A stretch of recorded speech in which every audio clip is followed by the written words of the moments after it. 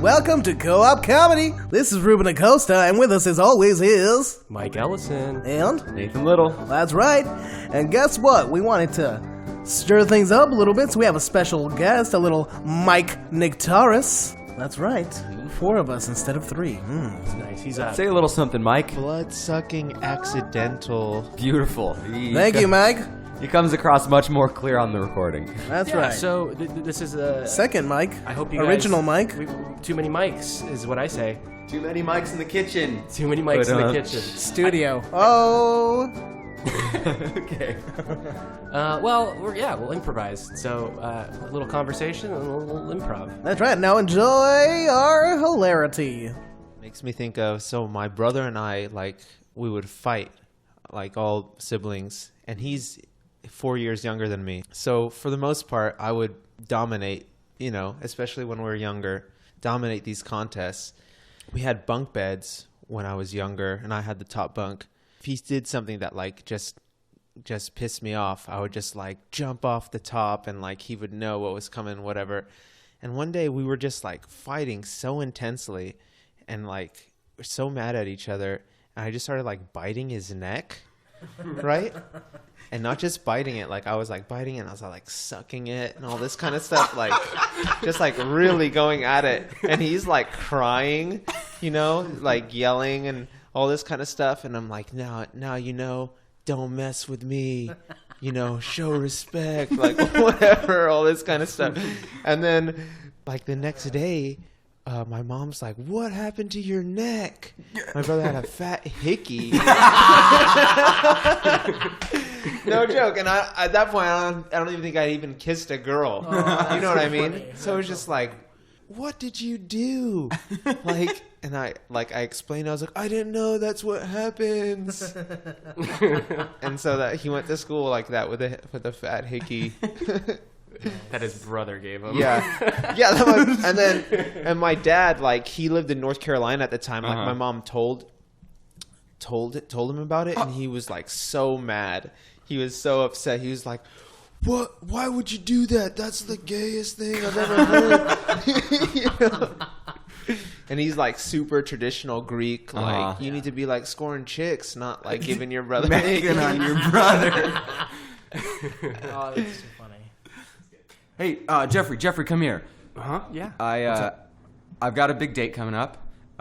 It's second date. Things went really well on the first date. Oh. I need to make out with you. What? Me? Yeah, I need to practice. This is really important. She's really hot. I'm really attracted to her. I really think we've got something good going on. I don't want to blow this, okay? Yeah. So you want to use me as a test girlfriend? Yes, exactly. The chances of that happening? Very little of that happening. I would.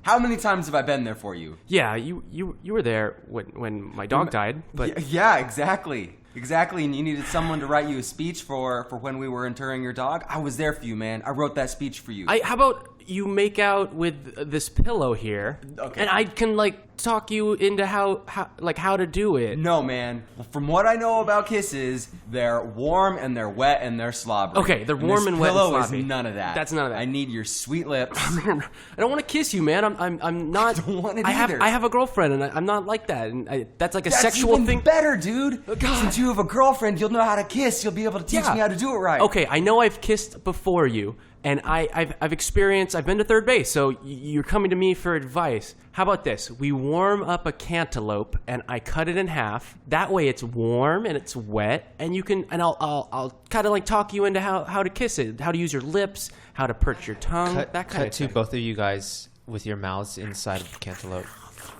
It's kind of like a mushy interior. What you do is you don't really want to push your tongue in and out. You want to kind of just slightly put it in there and then just kind of feel around a little bit. I really can't feel any of your lips or your tongue through this. You really need to push into the cantaloupe harder, man.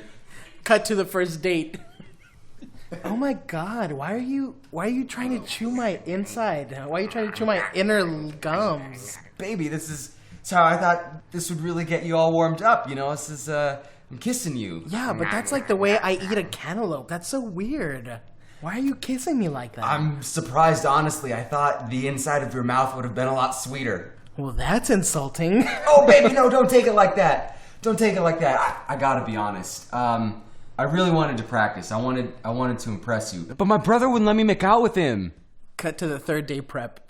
Hey, man, so I know there weren't seeds inside of her mouth, but that's because a woman's mouth's different from a cantaloupe. Don't even worry about it at all. Honestly, the date went really well. Oh, that's We've got great. Another one coming up. I've got a really good feeling about this. So I'm gonna need you to bend over and take off your pants.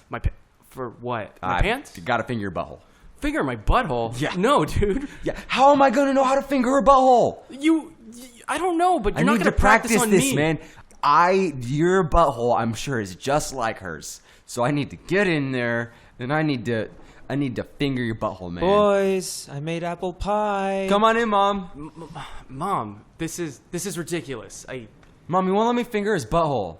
Jeremy. Mom, I know you always side with him because he's the oldest, but there's laws in place against this. But we're a family. Cut to a teacher-parent conference that's unrelated. It's unrelated. Now, Mr. Jones, I understand that you come from a rural town. It's a hard-knock way of life, but you're going to have to be a little bit easier on your children. I feel like maybe you have some bad habits, and those are rubbed off on the kids, and they're coming to school. They've called the other children's pig fuckers. That's right. They're in third grade. Can you disprove that they are not pig fuckers? I don't feel like I need to justify that with the response. Of course the other children aren't pig fuckers. How on earth? They haven't even gone through puberty yet. They can barely get erections. Well, the first time that I encountered a pig, I can tell you, sir, was much earlier than third grade. So I will be a testament to that statement. I can see there's a great deal of personal history behind this. And all I'm going to ask is that you don't share that with your children because they're sharing it with everybody else. Maybe in your own private life, pig fucking is common. That's something we've got to leave behind, okay? Is it you don't eat pig? Is that what it is? It's an unclean animal. I understand. Chicken fucker, gator fucker, Sir, Lego fucker. Those could be appropriate. Those are not appropriate. My Hebrew faith and my veganism have nothing to do with the fact that I don't like the term pig fucker. Any one of those fuckings, not appropriate, okay? So Sir, if you haven't encouraged your kids to fuck pigs, have you? You take that Yamaha off of your top of your head, okay? I would never do such a thing, okay? I was just bringing them up on tradition. Baby, come on in here. Come on in here. The principal telling me how to be a father. What? A father? You're a good father. And I'm a good mother. And we raise our pigs and our little children just right. The fact that the pigs and children are in the same sentence together, I think, is a problem. Is this not America? This is America.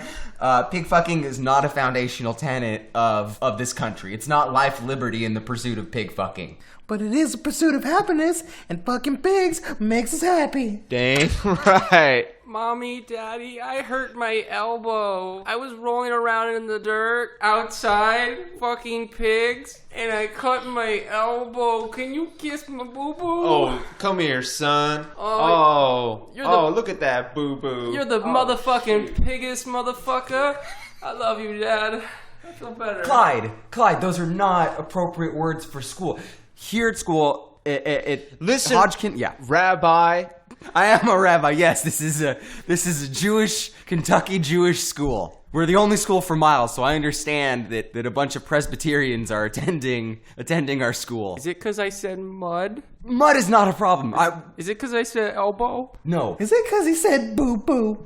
It's because I said boo-boo. I'm sorry, guys. I have a fucked up arm. It's because you keep saying fucking pig fucker. Oh, that's what they said I should say. It's family tradition. Oh, I'm sorry. I don't think there's anything I can do. I think what you need to do, we're going to invite you to Thanksgiving at our house. Cut to them all at Thanksgiving together. Thanks for coming, teacher. Gotta say, I had my doubts, but so far this has been a really lovely evening. And not once have we used the word boo-boo until just then. Ooh. Boo-boo is really not a problem. You can say boo-boo if you like. I do appreciate, though, you guys have toned down some of the words that All right, everybody, 12:30. You know what that means? No. It's fucking time. I got the blindfolds, guys.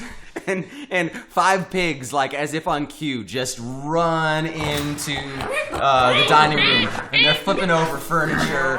Things are crashing. Be polite. Rabbi gets to go first. He gets to go first. Grandpa really lubed these guys up. Christ, you guys just seem so well adjusted in so many other ways. When in Rome. All right.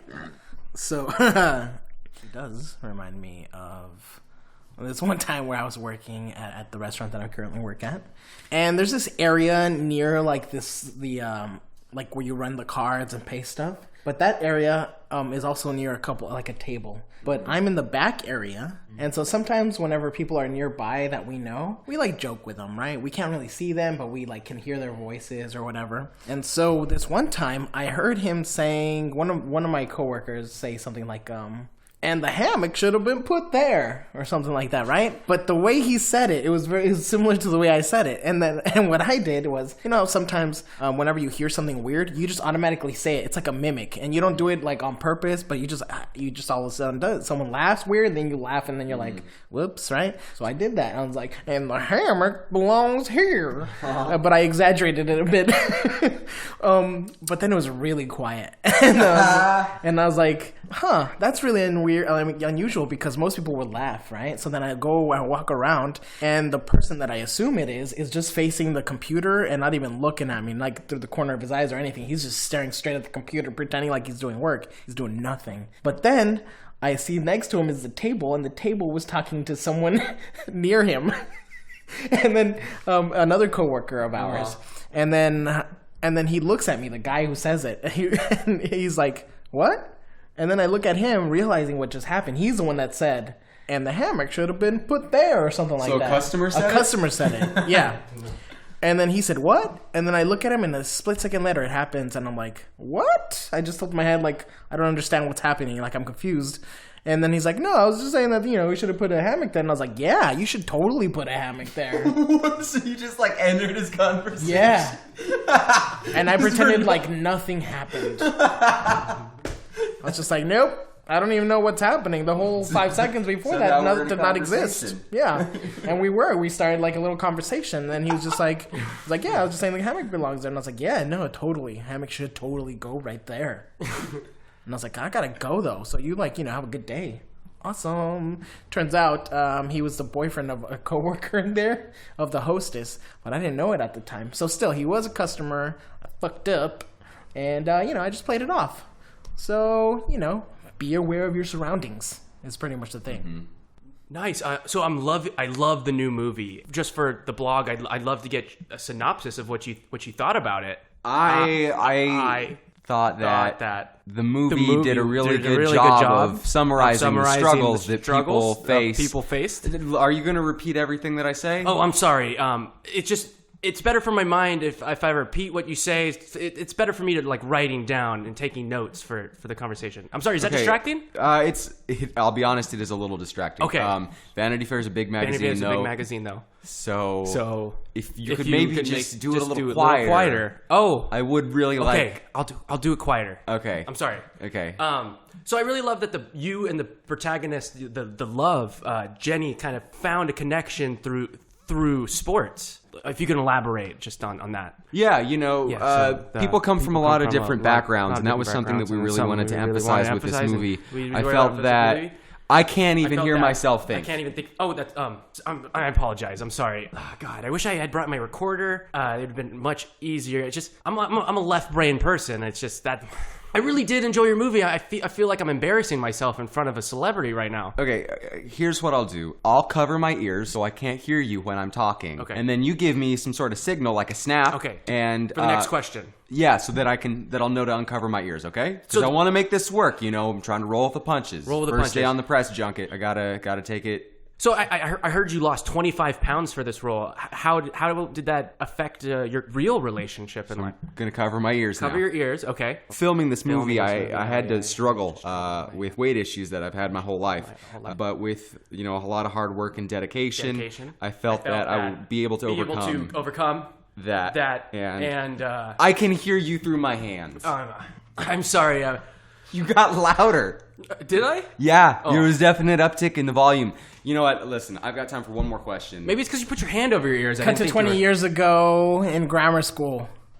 Teacher? Teacher? Teacher? Teacher? What? What? What is an What adverb? is an adverb? I know what a verb. I know what a verb is. Teacher, Teacher, you're just repeating me. You know that's what you sound like every time I say a word, all right, kid? I just want to know. And it does not help me remember things. It might help you remember things, but it doesn't help me, all right? So make sure that whenever I'm talking, you never repeat yourself, all right? We cut to a meeting between the teacher and the principal.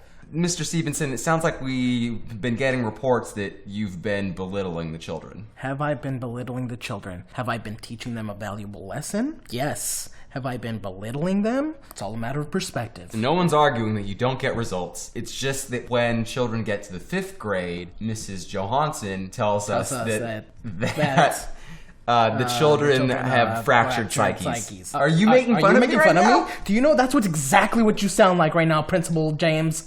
Do not belittle me. Damn it! All right?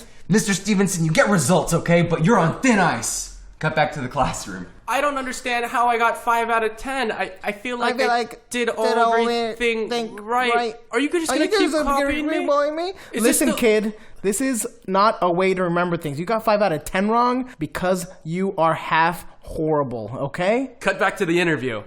You recently got married, and I saw the photos of the honeymoon, and I just want you to talk about a little bit about how that affected the marriage scene in the movie. Yeah, well, I can tell you that my wife, Olivia Wilde, she got a little jealous because the movie is very passionate. Very passionate. Now I think you're making fun of me. I don't think this has anything to do. I don't think. Cut to the interviewer's wedding. Dearly beloved. We gathered here today to join in consummation. Two souls. One Daryl McCreed star and Olivia Wilde. Hey, when's the part I get to object? Hey, that's the part I get to eject because I took your wife. Yeah, you stole my wife, you asshole. I stole your wife, you asshole. You're just gonna stand there silently, Olivia? Olivia likes that I'm a man who takes control. I'm a man who puts people down and shuts them down. When he repeats what I say, I know that he's listening to me. And I know that he's acknowledging what I'm saying. And you never ever did that to me, okay? You never ever did that for her. I listen to her. I repeat what she says. It is said that when we are born, we are two souls divided. We are 2 souls divided. Olivia, I love you so much. At one point, you become one soul. I think we have found this one soul today. Do you, Jeremy, take Olivia to be your lawfully wedded wife? I do. Excellent. And do you, Olivia, take Jeremy? I do take Jeremy. Take Jeremy. I love him very much. I love you very much. I now pronounce you husband and wife. I now pronounce us husband and wife. This is the best day of our lives. Oh, I've seen some ugly haircuts, but I can tell you, Gerald, his haircut, that's the ugliest haircut I have ever seen. Literally ever seen. It's pretty disgusting. It's like, I don't, how do you get that greasy, drippy look? Which is weird. I don't know. I can't understand how he showed. Hey guys. Hello, Gerald. Yo, let me just. No, it's all right. We can. We don't need to give high fives or handshakes. A little bit of hair in my eyes. Just had to move it out of the way. I thought you were crying. I'm sorry. Are you guys having a conversation? Whoa! Grease on the ground! Oh, my arm! Sorry, I must have dripped a little. Gerald, come on. To the nurse. Listen, I really hope you guys are coming to my party this weekend. It's in my basement. No. Oh. I'm not gonna be coming. Yeah, I've gotta wash my hair. Hint, hint. Look, Gerald, we don't like your haircut at all. You know, I heard you guys talking about me as I was walking up, and then you did the thing that people do when they're talking about somebody and that person shows up, and you look like really red-faced, and I was like, I'm just going to ignore this because I really like these guys. They mean a lot to me. I'm just going to ignore this, and we're just going to go on with this conversation, ignoring that. But you brought it up again, and I happen to like my hair like this. I happen to like my hair like this very much. And as the person paying your wages, as your boss, who is also your friend, I really, really want you to come to my party this weekend. An awful scent starts to enter the small, confined break room that they're in, coming directly from his hair. Also, the HVAC system is down, so we don't have any air conditioner for the week. I appreciate the fact that you are definitely what one would consider a friend at work. Sure. I just don't understand how corporate can be cool with you making Subway sandwiches with the way that your hair is right now. We cut to corporate headquarters, and the board table is submerged in a vat of mud, just like lukewarm mud. Reports from the southwestern quadrant indicate that profits are up. Ooh, good. Indications from California says that people love avocado. Yes. There's actually there's one manager who's doing quite well. He's actually dripped the breads in balsamic vinegar. It's completely covered. It's actually quite delicious. We cut back to our original location. Actually, I get along very well with the Subway headquarters. They really like what I've done with the Santa Monica location. And so corporate is on board with this, with all this. And he pets his body suggestively, and they see it glisten because it's just coated in grease. Hi, I'd like to get a sandwich. A customer! Get right on it, guys. Yeah, okay. What kind of bread do you want? Just the greasiest thing you have, like whatever. Just like... I feel maybe like this might be your territory, boss. I'll take it. I got it. Okay, let's see. He just squeezes his hair onto a piece of bread. Oh my god, that's so hot. So yeah, this is our wheat with toe cheese bread. It's artisanal. What sort of meat would you like to go with your sandwich? I'd like vegetarian. Okay. Let me just pull up this wilted lettuce from our broken refrigerator, and he puts that on his sandwich. And then he pulls out some clumps of hair, just spreads it out like you would spinach over the foot-long sandwich. There. One last thing. Would you like it toasted? Honestly, I have to tell you, I don't really want the sandwich. I saw you through the window, and like, I'm really into guys like that, and like... Christ, this happens all the time. Just once in my life, I just want to make a sandwich without some beautiful woman falling in love with me. She has dripping armpits and wet stains in her crotch and buttocks area. Ding, ding, ding.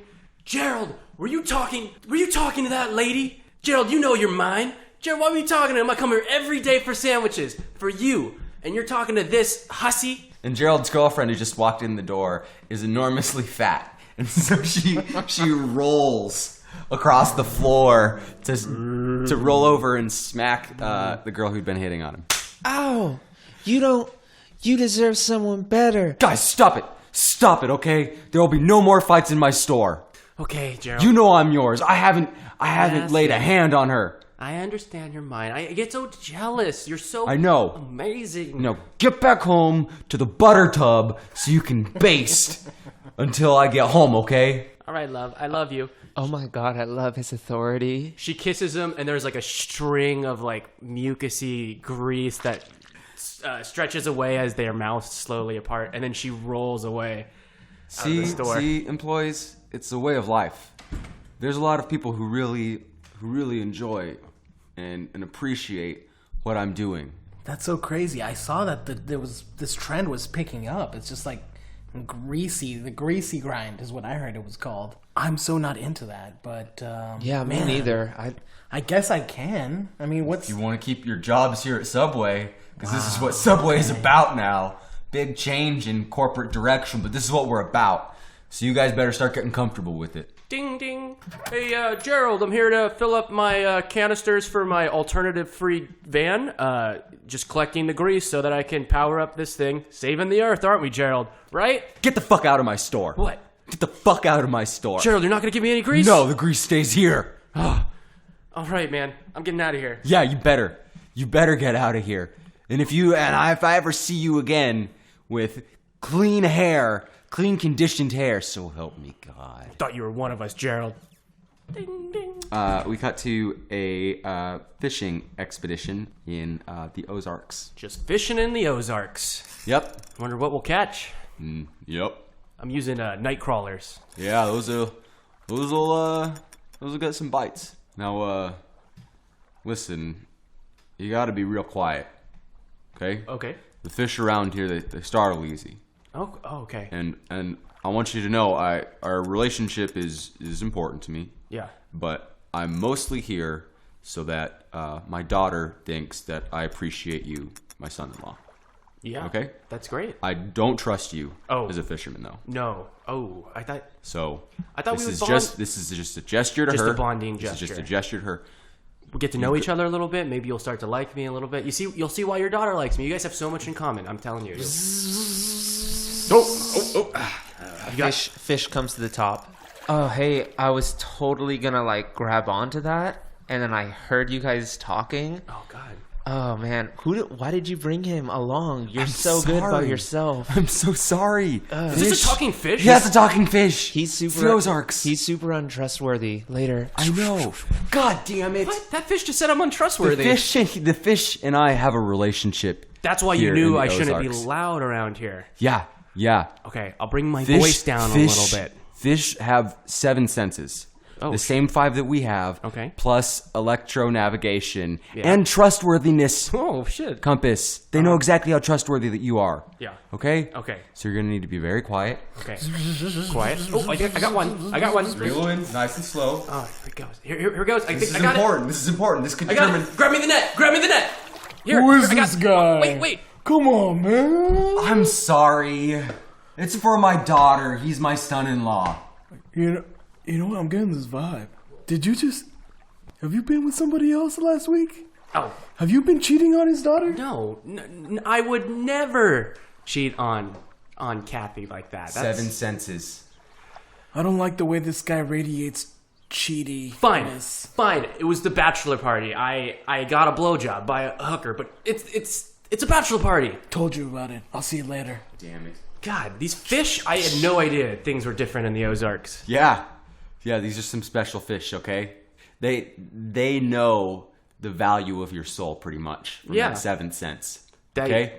Now, here's the thing. When we get back to the shore, I don't miss a day of fishing ever. So we're not headed back to shore just yet. Yeah. Because that's how you build a bond with these motherfucking fish, okay? Yeah. But when we get back to shore, you better tell my daughter before I do. Okay, I'll tell her. I want to be trustworthy with you, and I want to be trustworthy with her. Cut to them. They're still in the Ozarks, just on a different boat. So you knew that I wasn't trustworthy before we got here, though. We've learned a thing or two from the fish. Yeah. Do you have a 7th sense? I don't have a 7th sense per se. Oh my God, are you part fish? This makes so much sense now. He adjusts his collar to cover up his neck. Kathy's half fish, isn't she? Cut to Kathy revealing this to him. All right, Kathy, I knew this. When you blew me in that spa for 5 minutes under the water, I knew there was something going on. What? I can hold my breath. Jeez. I was a national winner for swimming. But Kathy, I got to tell you something. I got a blowjob by a hooker at my bachelor party. I needed to tell you. Your dad knew. What? Was it underwater? Did she wasn't- hold her breath? It wasn't as good as that time you gave me that underwater blowjob. No. I can't believe. Kathy, I love you. I don't love these other people. Kathy, it's me, your father. Dad. Oh, I can see he already told you. All I can hope is that you two never consummated the marriage, that you didn't lay your egg clutch and then have him externally fertilize it. Oh, God. You don't have a vagina? I do, but my egg clutch is inside there as well. I meant to tell you this, but I'm sorry, Dad. We did already. Unbeknownst to him, it's been attached already. Are you saying that we're having a baby? I'm saying that I'm gonna have a baby. You cheated on me. Who knows if I'll ever have you back? But yes, we are having a baby. No, we're having babies. Yeah, 1,500. That's right. Oh, my God. To Christmas at their house. Oh, my God. Me and Kathy are divorced now, and I have to buy 1,500 presents. It's put me in debt, Frank. You That's don't right. understand. Oh, my God. So many kids. I wish I was dead. And we don't take fish food either, all right? God, We need real food, all right? I thought you guys would all enjoy the tiny little action figures I put in your fish tank. But Gushers, no, I want you guys gushers. all want PlayStation 4s and Xbox Ones. It's gonna put me in the fucking ground. Give me a Wii U. I can't afford a Wii U, Ted. I don't even remember all your guys' names. 1,500 kids.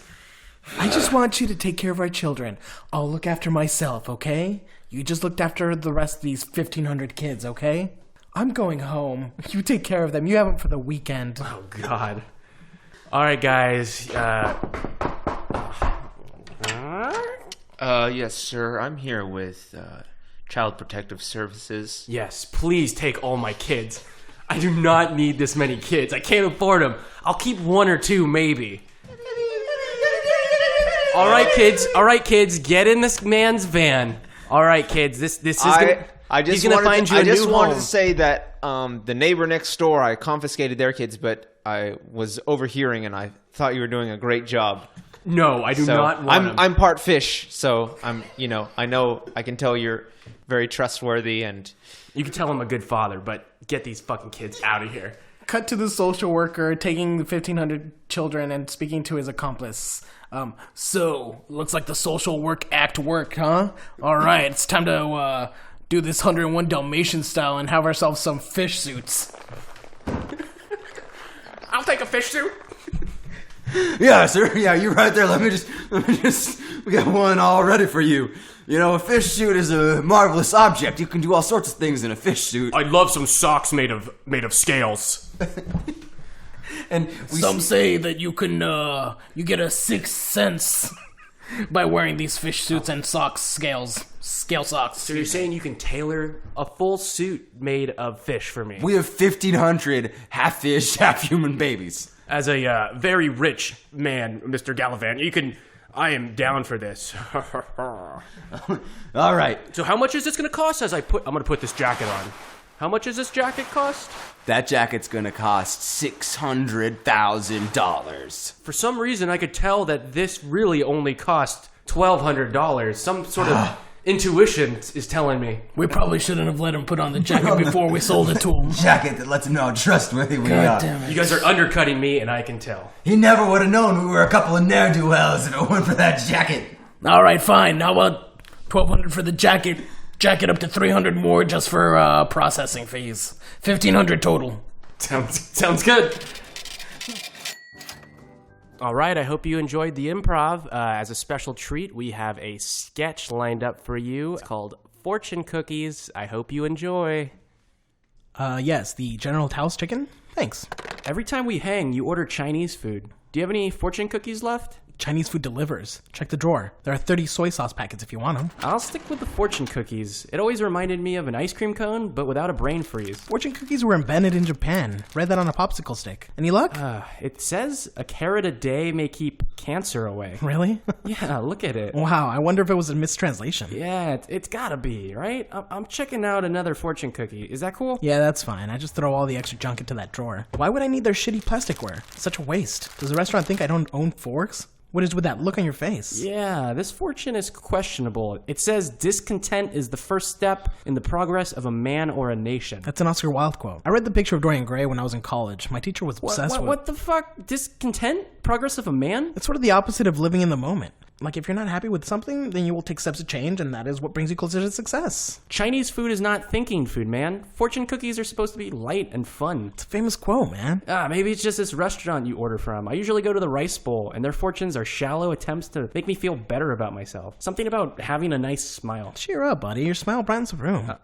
Thanks. Let's both open one at the same time. Yeah, take this one. I thought fortunes usually say something simple, like you're a happy man. Well, what does yours say?